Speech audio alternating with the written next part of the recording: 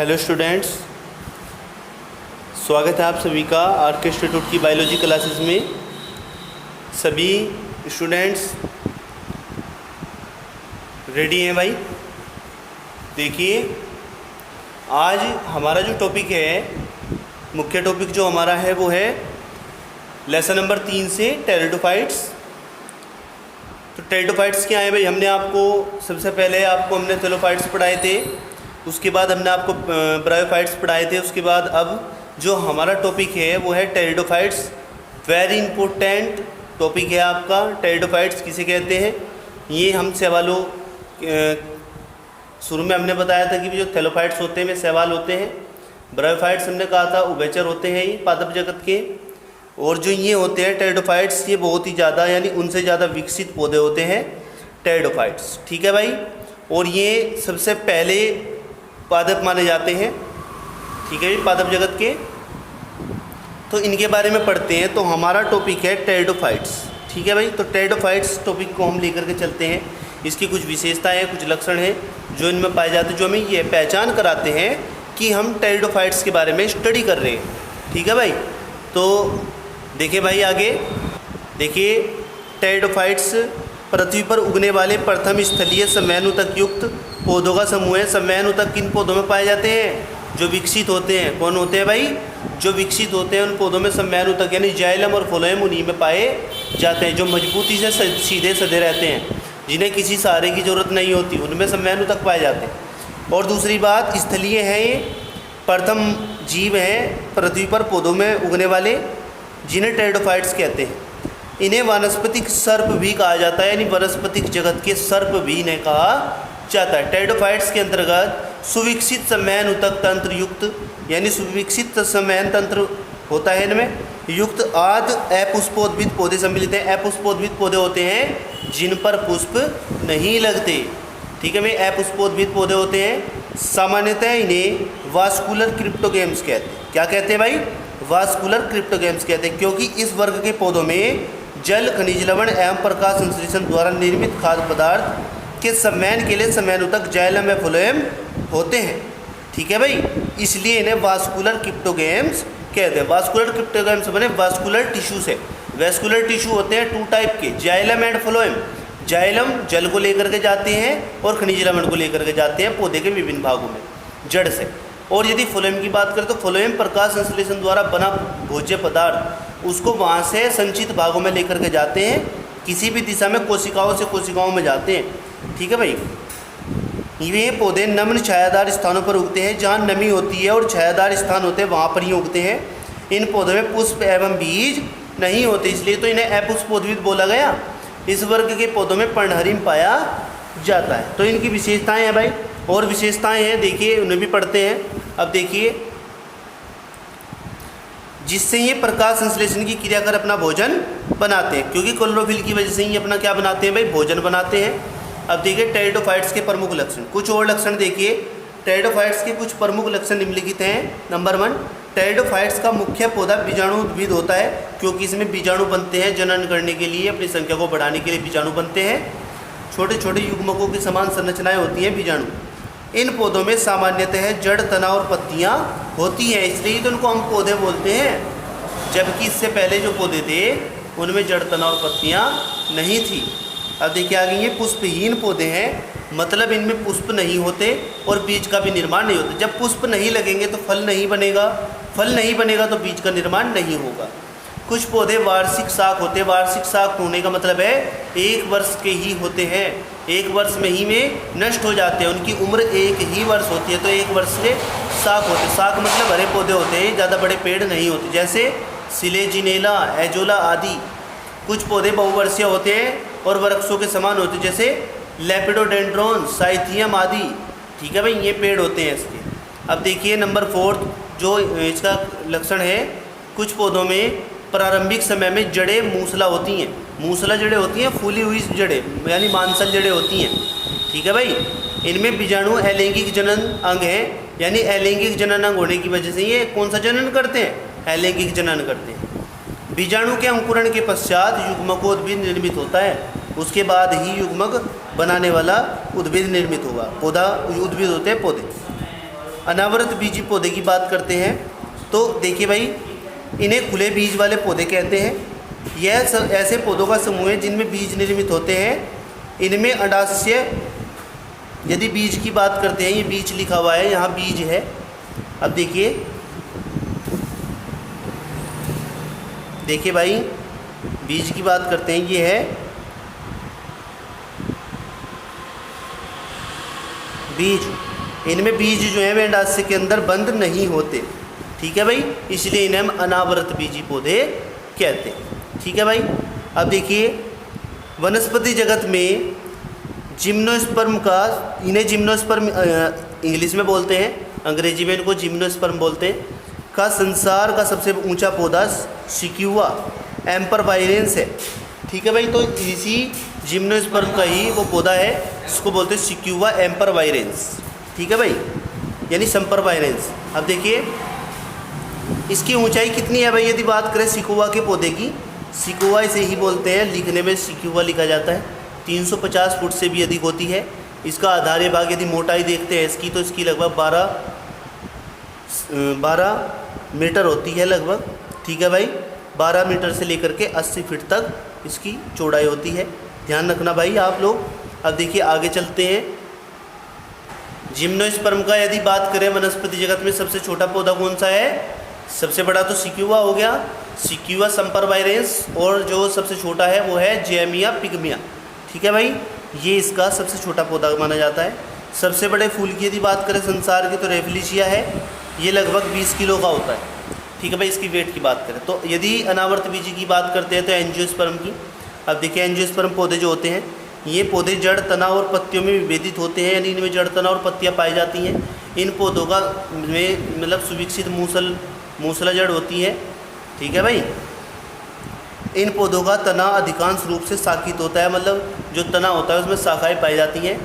ये पौधा स्वभाव में मरुद्भिद होता है, मतलब रेगिस्तान में उगते हैं। इनकी पत्तियों में धसे हुए रंध्र होते हैं, ठीक है भाई।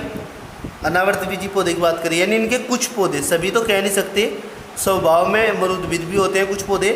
पादप शरीर बीजाणुद्भिद होता है, यानी बीज बनते हैं। युग्मकोद्भिद पीढ़ी का कम समय के लिए होती है, केवल जब पुष्प आते हैं उस समय होती है, ठीक है, और कम विकसित तथा स्पोरोफाइट पीढ़ी पर आश्रित होती है। स्पोरोफाइट मतलब बीजाणुद्भिद पीढ़ी पर आश्रित होती है, जैसे साइकस का पेड़ होता है। आवर्त बीजी पौधे के यदि हम लक्षण की बात करते हैं, तो आवर्त बीजी पौधों के लक्षण बताएंगे हम फिर।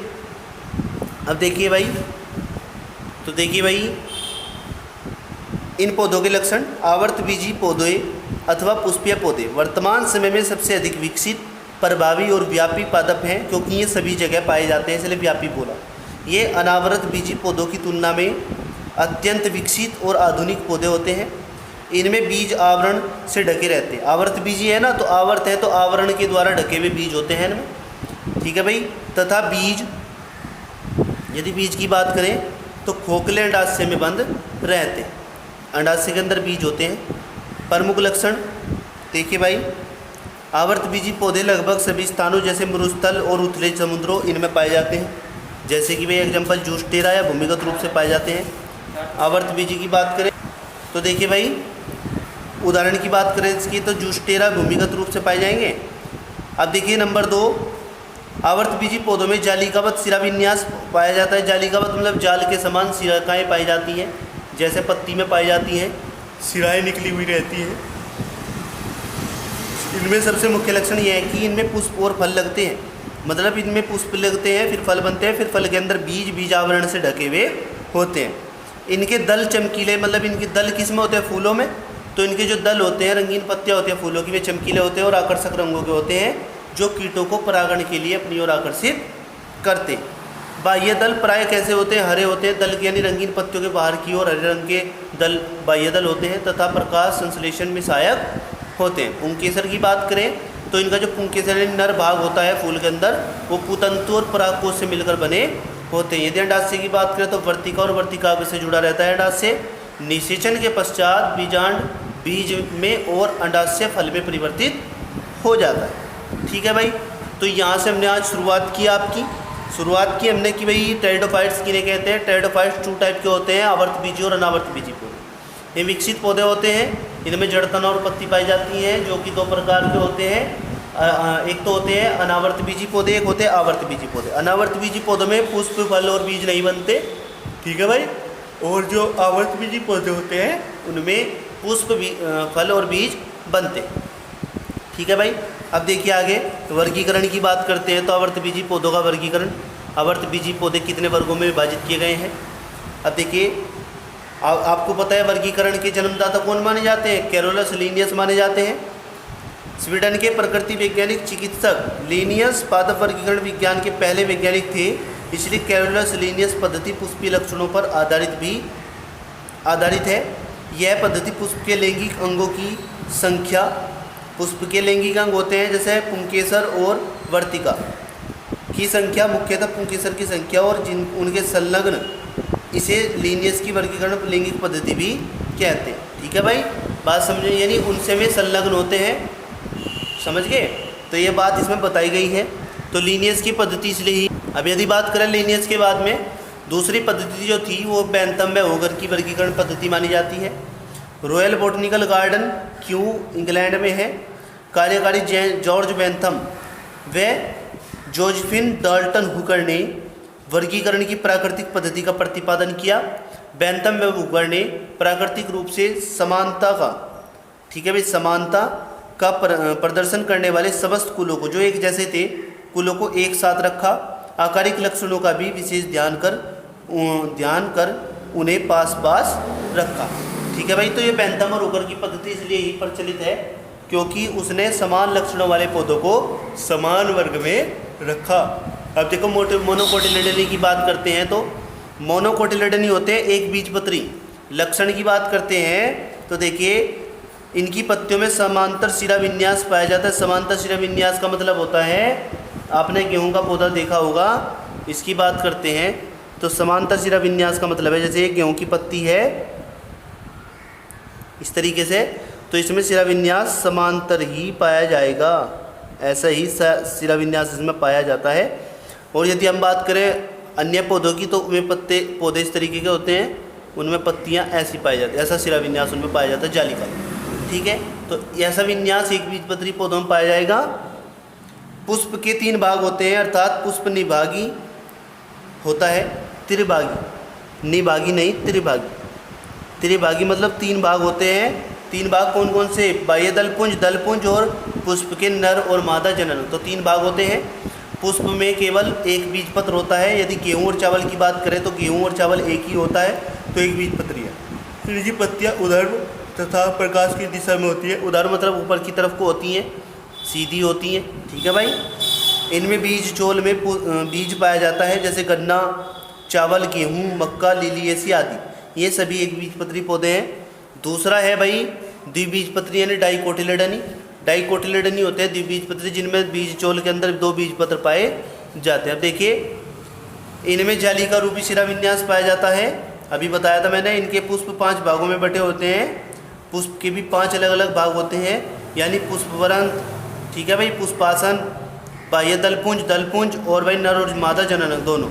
इनमें पत्तियों की ऊपरी सतह प्रकाश के संपर्क में रहती है, डायरेक्ट एक ही सतह पर प्रकाश पड़ता है, ठीक है भाई। ये बहुवर्षीय पादप होते हैं, किंतु कुछ एक वर्षीय भी होते हैं। कुछ तो क्या होते हैं भाई, बहुवर्षीय होते हैं, बड़े पेड़ होते हैं। कुछ एक वर्षीय होते हैं जिनकी उम्र 1 साल या 1 वर्ष होती है। इनके बीज में यदि बात करें तो 2 बीजपत्र पाए जाते हैं, जैसे दालें, जितने आम हैं, ये सभी कैसे हैं भाई, द्विबीजपत्री पौधे हैं। तो यहाँ तक आपका भाई ये वर्क कंप्लीट हुआ आज का।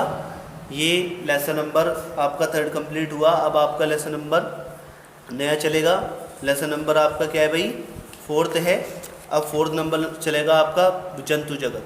तो प्यारे विद्यार्थियों, आप देखते रहिए वीडियो और करते रहिए पूरी मेहनत, और हमारा जज्बा, हमारा जोश बढ़ेगा जब आप लाइक और कमेंट्स करेंगे। खूब लाइक और कमेंट्स और शेयर करें वीडियो को, अधिक से अधिक सब्सक्राइब मिलेंगे, ठीक है। तो आपके इंस्टीट्यूट का नाम बढ़ेगा। जय हिंद, जय भारत, वंदे मातरम।